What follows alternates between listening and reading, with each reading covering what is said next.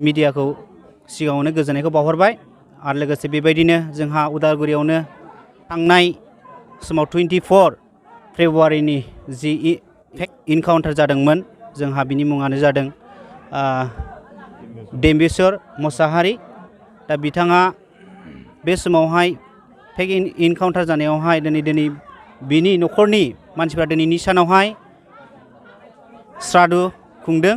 बे जाबाय बाक्सा डिस्ट्रिक्टनि सिङाव थानाय सालबारि महकुमानि सिङाव थानाय गामि जेंग्रेंपारा।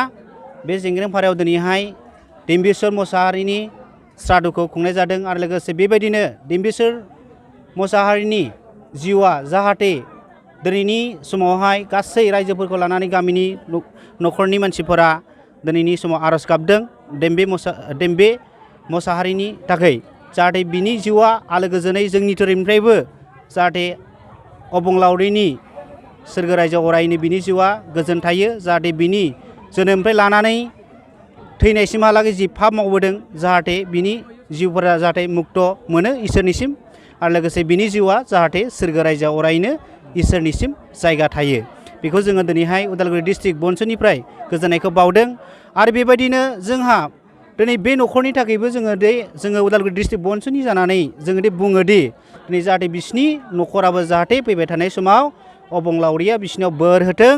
बेबायदिनो बे रुंसारि देम्बेश्वर मोसाहारिनि सायावहाय जाहाथे गासै रायजोफोराबो बिनि जिउनि जि जोनोमनिफ्राय लानानै थैनायसिमहालागै बे जि पाप मावबोदों जाहाथे गासै बे खाथि खालानि गामिफोरा आरो बे गामिनि मानसिफोरा बिनि पापफोरखौहाय जाहाथे खेमा होनानै एबा निमाहा होनानै जाहाथे बियो सोरगो रायजोआव इसोरनिसिम अरायनो जायगा मोननायनि हाबाफारियाव अरायनो बिनानै होबावो मोजाङैनो। बेखौ जोङो दिनैहाय जोङो उदालगुरि डिस्ट्रिक्ट बनस'निफ्रायबो गोजोननायखौ बावो। आरो बेजों लोगोसे दिनै बिनि फैबाय थानाय जोंहा केस होनानै दङ उदालगुरि डिस्ट्रिक्ट रौता थानायावहाय जोंहा मोनसे रेजिस्टार जानाय दङ।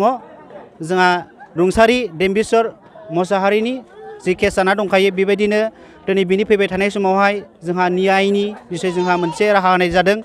बे केसा रेजिस्टार जानानै दंखायो आरो बेबायदिनो थांनाय जोंनि नैबे उदालगुरियावहाय बाक्सा डिस्ट्रिक्टनि एडिशनेल एसपिआ थांनाय देवबारनि 19 थारिखआव दि जोंखौहाय उदालगुरि डिस्ट्रिक्टआव थांनानै बियो मोजाङैनो नायबिजिरहैदों रुंसारि देम्बेश्वर मोसाहारिनि बिसयखौहाय आरो बेबायदिनो फैबाय थानाय समावहाय केसनि बिसयखौ मोजाङैनो दिनैहाय बिसोर बेखेवनो थाखाय लादों बाक्सा डिस्ट्रिक्टनि एडिशनेल एसपिआ।